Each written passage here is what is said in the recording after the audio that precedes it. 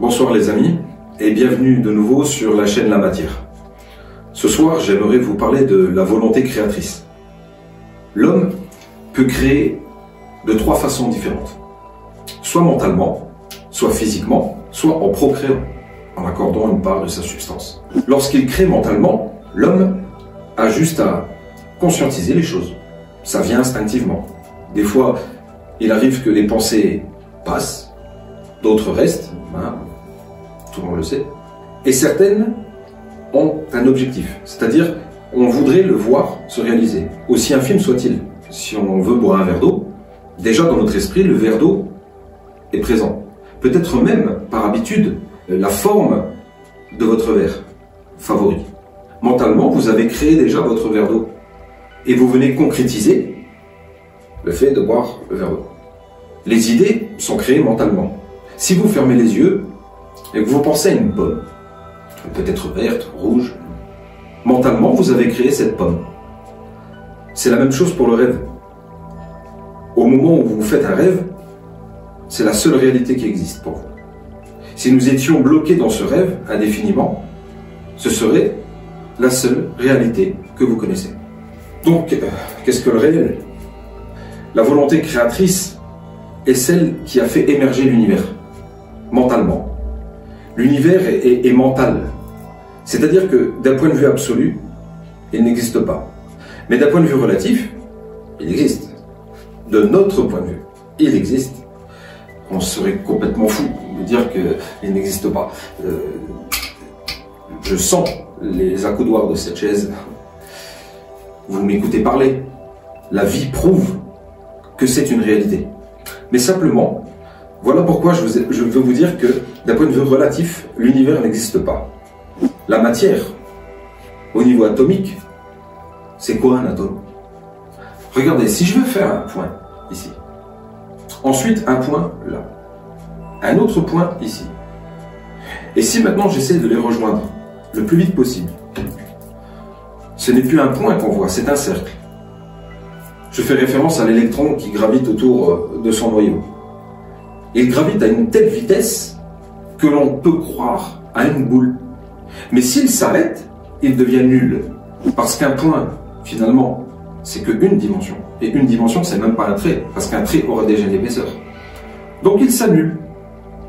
Donc il n'existe que de par son mouvement. La matière, quelque part, est un mensonge. C'est une énergie qui vibre et qui est en constant mouvement. Sa nature ne peut exister que par son mouvement, sa vibration. Et suivant les taux de vibration, les degrés, cela va donner tel ou tel proton, neutron, électron. Vous me direz, oui, mais c'est quand même chaotique, parce que ça grouille là-dedans. Mais c'est exactement ça. La musique est harmonieuse parce que c'est joué convenablement, de façon à être intelligible pour nous et à savoir l'apprécier. Pourtant, ce n'est qu'un agrégat de notes, mais mise dans le bon sens, joué par un virtuose, cela va donner la musique. Donc, chaque atome est une musique, puisqu'il est en harmonie avec les notes. Pourtant, si je cogne dur, je me fais mal. Alors qu'est-ce que ça veut dire, vu si la matière n'existe pas? Comme je l'ai dit, d'un point de vue relatif, bien sûr qu'elle existe. Parce que notre cerveau interprète, via des stimuli, l'expression de nos sens. La vue, l'ouïe, le toucher, l'odorat. Mais ce n'est qu'une interprétation du cerveau. Finalement, comment peut-on être ébloui alors que le cerveau est confiné dans une boîte obscure? C'est l'interprétation de l'œil. Parce qu'il réfléchit une information qu'il vient de recevoir. Mais cette information, de nouveau, elle est mentale. Il n'y a rien de physique. Le fait que nous touchions ceci n'est que l'interprétation mentale d'un toucher qu'on dit physique. Mais la physique s'arrête là où les atomes jouent leur rôle. Notre substance est animée par une harmonie d'atomes qui ne sont finalement que de l'énergie en mouvement. Le chaud et le froid définissent le mouvement atomique.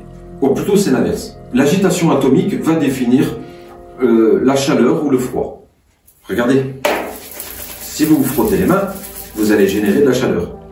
Parce qu'en fait, vous générez de l'énergie qui se transforme en pouvoir calorifique.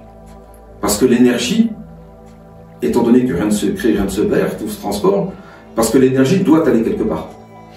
Donc là, elle trouve un moyen de se générer d'un point de vue calorifique. Mais finalement, les atomes, étant donné que ce ne sont que des énergies qui virevolent dans tous les sens, ce que nous touchons véritablement, ce n'est pas de la matière. Ce sont une multitude d'énergies en mouvement qui génèrent à la fois la nature des choses, de par son élément, carbone, etc., mais également une énergie qui doit se transmuter, parce qu'elle doit bien aller quelque part. La création mentale est exactement la même chose que la création physique, mais c'est simplement un degré de vibration différent sur lequel ça agit. Étant donné que dans les précédentes vidéos, je vous ai fait part des 3 stades de la matière, donc le corps, l'esprit et l'âme. Le corps, l'esprit et l'âme, ce sont qu'une seule et même chose, simplement à des taux vibratoires différents. Puisque nous comprenons par là déjà que la matière est énergie, l'esprit est énergie, l'âme est énergie. Ce qui est en haut est comme ce qui est en bas. Et ce qui est en bas est comme ce qui est en haut. Le fait que les énergies soient vibrantes à différents degrés, lorsque je dis que l'univers est mental, c'est parce que, comme je vous l'ai expliqué, nous créons les choses mentalement. Mais elles sont finies, comme je l'ai dit. Si nous imaginons la volonté créatrice d'un esprit infini, là ça dépasse l'entendement. Je suis convaincu que nous faisons partie de la méditation, du rêve d'un esprit infini. Puisque, une fois que l'univers est créé, plus rien ne peut se créer dans cet univers. Rien ne se crée, rien ne se perd, tout se transforme. Puisque la volonté créatrice de l'univers est le véritable tout, avec un grand T. Le tout est en dehors de l'univers, puisqu'il a créé l'univers. Une chose d'une nature ne peut pas refaire des choses de même nature.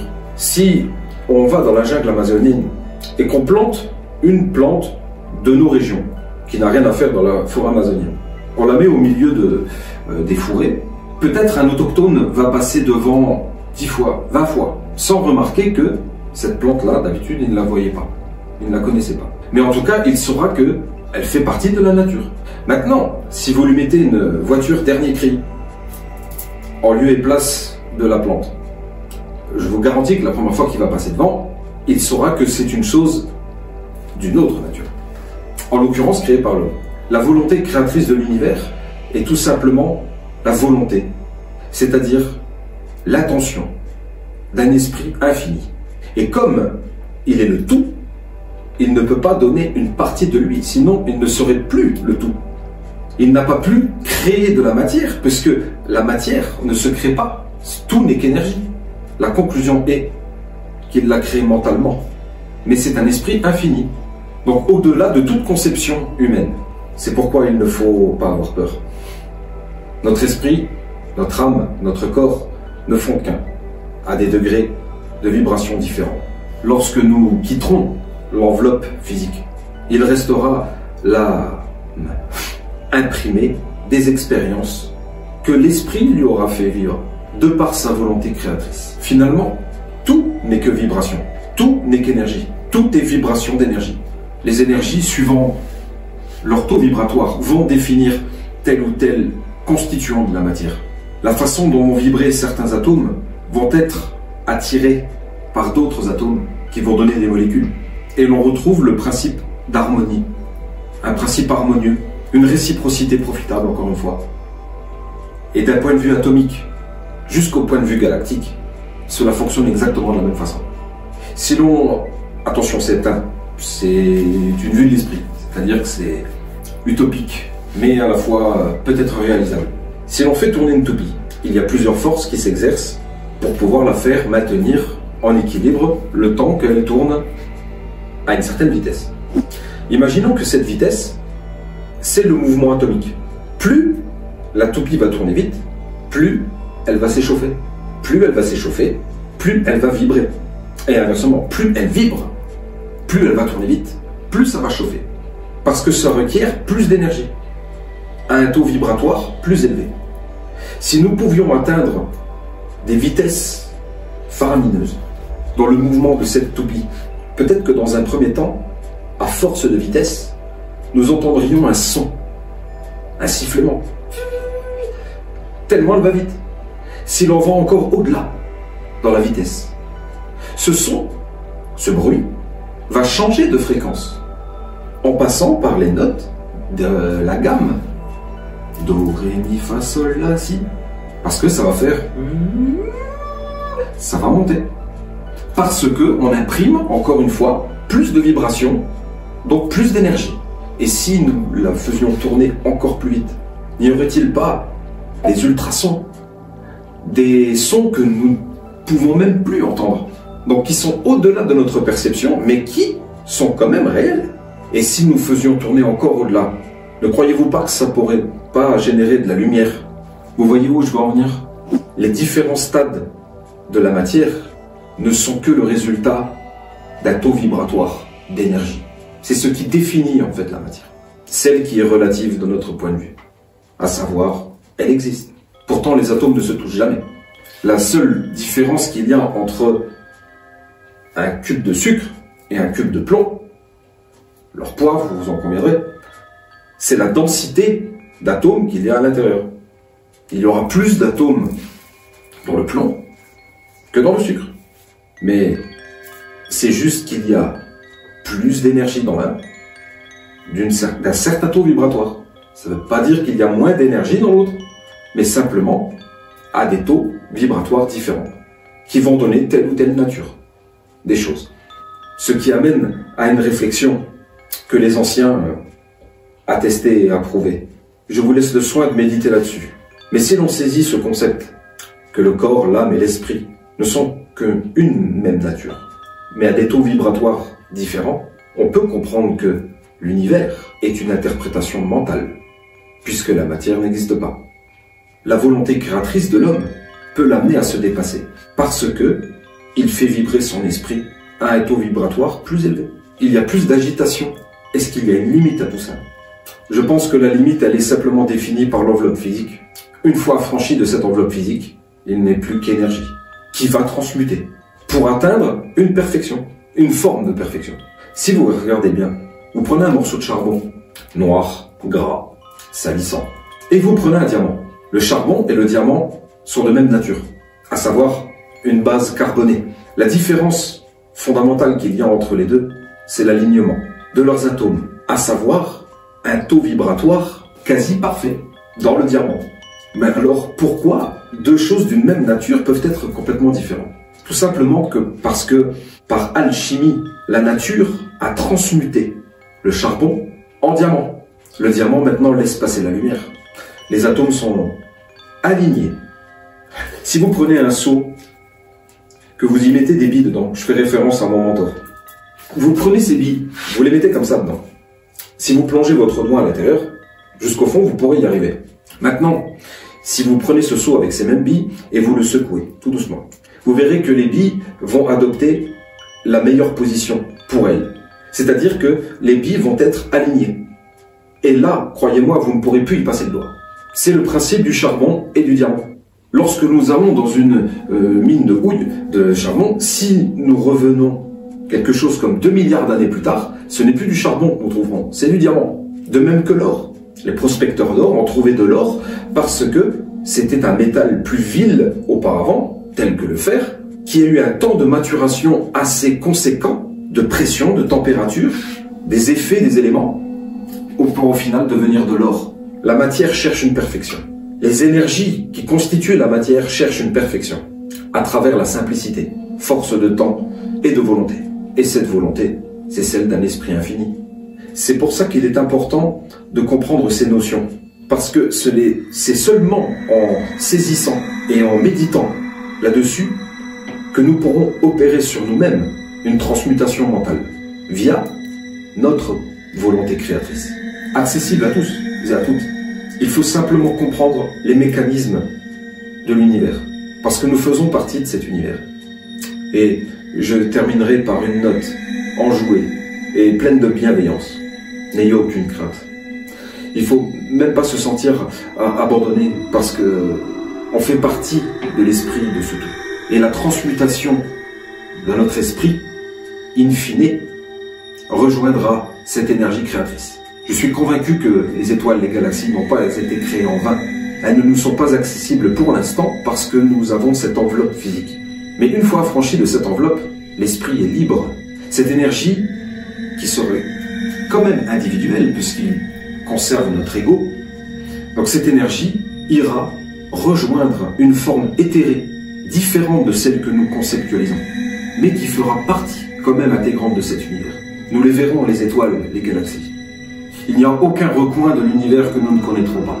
Et même à ce stade, notre volonté créatrice aura atteint un autre taux vibratoire, puisque la matière ne fait plus partie de nous. Donc l'énergie canalisée dans l'âme-esprit va être faramineuse. J'ai envie de parler des anges, de tous ces esprits que finalement nous avons créés mentalement. Ils doivent être immensément supérieurs en termes d'esprit, puisqu'ils sont affranchis de la matière. J'ai dit ange simplement pour que vous puissiez vous familiariser avec le concept. Mais j'aurais pu dire autre chose. Imaginez ce taux vibratoire, affranchi de la matière. Je fais référence à un ouvrage que j'aime bien, en disant que vis-à-vis de ces esprits hautement vibratoires, en comparaison, nous ne sommes que les vers gluants et gisants au fond de l'océan. Pas en termes péjoratifs, mais simplement en termes d'élévation spirituelle. Nous sommes sur Terre pour être meilleurs, pour s'améliorer, pour se transmuter. S'il y a une perfection, on ne l'atteindra pas, mais on sait qu'elle existe, parce qu'elle est absolue. Nous sommes des êtres perfectibles, parce que nous sommes relatifs. Je vous garde d'autres sujets pour la prochaine. Sur ce, je vous embrasse. Prenez soin de vous.